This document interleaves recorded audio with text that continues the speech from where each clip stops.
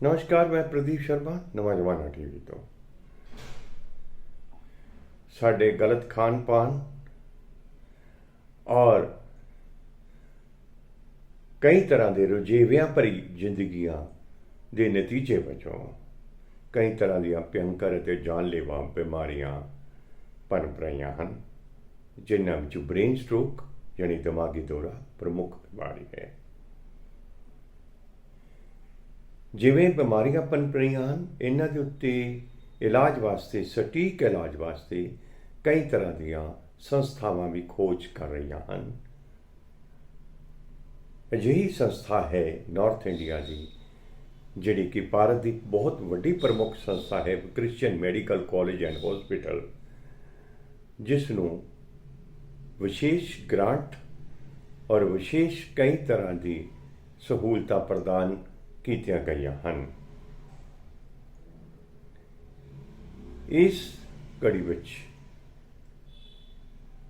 एक press conference की गई, पेश है इसकी एक रिपोर्ट।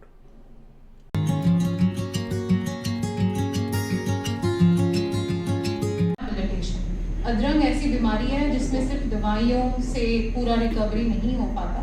दवाइयों के साथ साथ दूसरी बार अधरंग ना हो उसके लिए दवाइयाँ मदद करती हैं, काफ़ी सारी चीज़ों में मदद करती हैं, लेकिन रोज़ के कामकाज जो करने होते हैं उसके लिए रिहैबिलिटेशन, वर्जिश की ज़रूरत होती है। और इंडिया में इसका समझना और इसके लिए रिहैबिलिटेशन के लिए रोज़ हॉस्पिटल आना ये काफ़ी मुश्किल है सबके लिए, दूर दूर से हॉस्पिटल में आने के लिए। तो हमने एक प्लेटफॉर्म बनाया है, उसको कहते हैं टेली रिहैबिलिटेशन।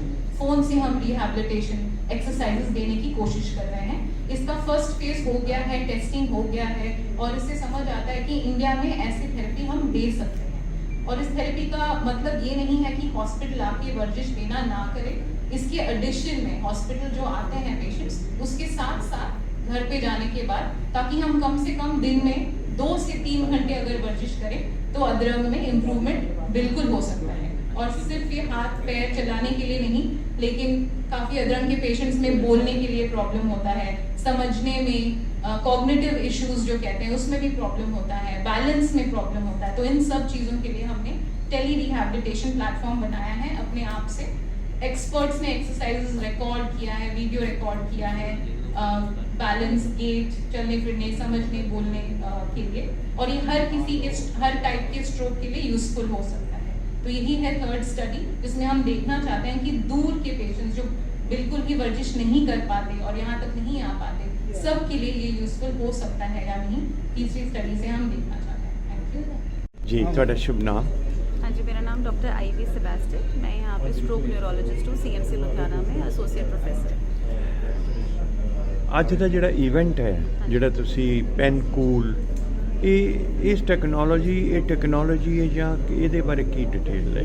हाँ जी, देखो ये टेक्नोलॉजी है तो कई सालों पुरानी, जिवें असीं देखिया होया है बच्चे भी बिल्कुल ਜਿਹੜੇ ਨਵਜਾਤ शिशु होंदे उन्हां नूं भी जे अगर असीं टैंपरेचर जे घटा दी, जिन्हां नूं जिवें कार्डियक अरेस्ट हो जाता है, हार्ट अटैक हो जाता है, जे असीं ब्लड का टैंपरेचर या पूरी बॉडी का टैंपरेचर एकदम ही असीं घटा दिए तो उन्हां दी जिहड़ी लाइफ स्पैन है, जदों तक ट्रीटमेंट नहीं हो जाता वो बेहतर हो जाती है।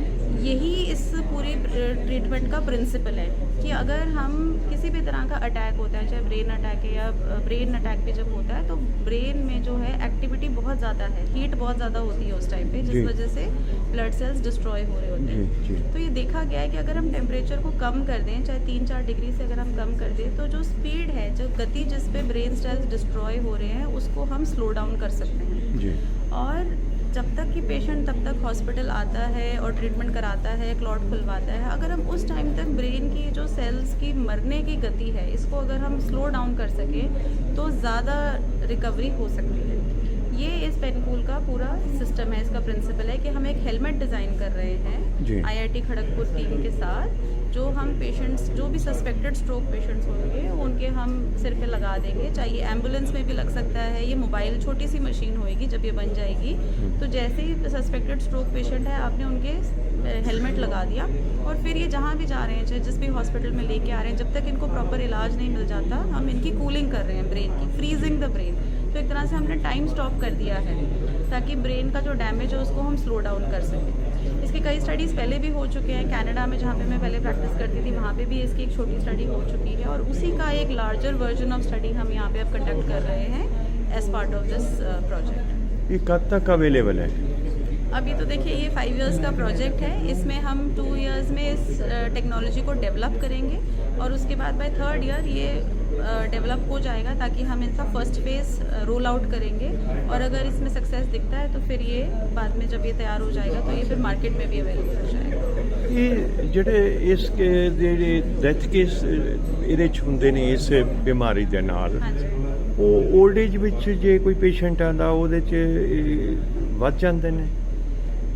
डेफिनेटली देखिए, क्योंकि ओल्ड एज में जैसे जो पेशेंट्स आते हैं, एक तो वैसे स्ट्रोक जो है ज़्यादा ओल्ड एज की ही बीमारी है, हाँ बट जी। अगर ज़्यादा ओल्ड एज है या अगर पेशेंट्स को बहुत सारी कोमॉर्बिडिटीज़ हैं, जैसे ब्लड प्रेशर ज़्यादा अनकंट्रोल्ड है, हार्ट की प्रॉब्लम बहुत पुरानी चल रही है, बॉडी फ्रेल है ना, जी, कहीं जी, और जी। मल्टीपल कोमॉर्बिडिटीज़ अगर पेशेंट्स में है, तो ऐसे में जो रिस्क है और जो सर्वाइवल है, ये चांसेस रिकवरी जिसको हम कहते हैं, वो डेफिनेटली एक थोड़े से यंगर या हेल्थियर पेशेंट से थोड़े से कम हो जाते हैं। ਜਿਸ ਤਰ੍ਹਾਂ ਤੁਸੀਂ ਹੈਲਮਟ ਟੈਕਨੋਲੋਜੀ ਦੀ ਗੱਲ ਕੀਤੀ, ਕੀ ਇਹ ਇੰਡੀਆ ਦੇ ਵਿੱਚ ਇੰਪੋਰਟ ਨਹੀਂ ਹੋ ਸਕਦੀ ਬਾਹਰੋਂ?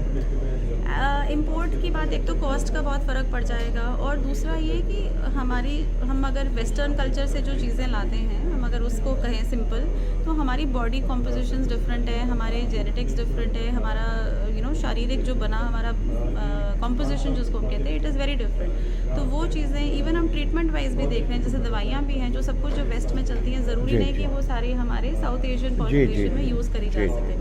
एंड मोर इम्पॉर्टेंटली कॉस्ट का बड़ा फ़र्क पड़ जाता है। हमें चाहिए लो कॉस्ट टेक्नोलॉजी जो सबको अवेलेबल हो सके। तो अगर हम अपने ही इंडिजिनस टेक्नोलॉजी डेवलप करते हैं, तो जो मोदी जी का जो है विकसित भारत 2047 तक, तो वो हम करने की कोशिश करेंगे। ਉਮੀਦ ਕਰ ਸਕਦੇ ਹਾਂ ਕਿ ਇਹ ਤੁਸੀਂ ਇੱਕ ਨਵੀਂ ਕਿਰਨ ਜਗਾਈ ਲੋਕਾਂ ਦੇ ਮਨ ਦੇ ਵਿੱਚ, ਔਰ ਉਮੀਦ ਕਰ ਸਕਦੇ ਜਲਦੀ ਹੀ ਆਏਗੀ और बहुत सारे पेशेंट्स बचेंगे। हाँ जी, सो हमारी थैंक्स। भी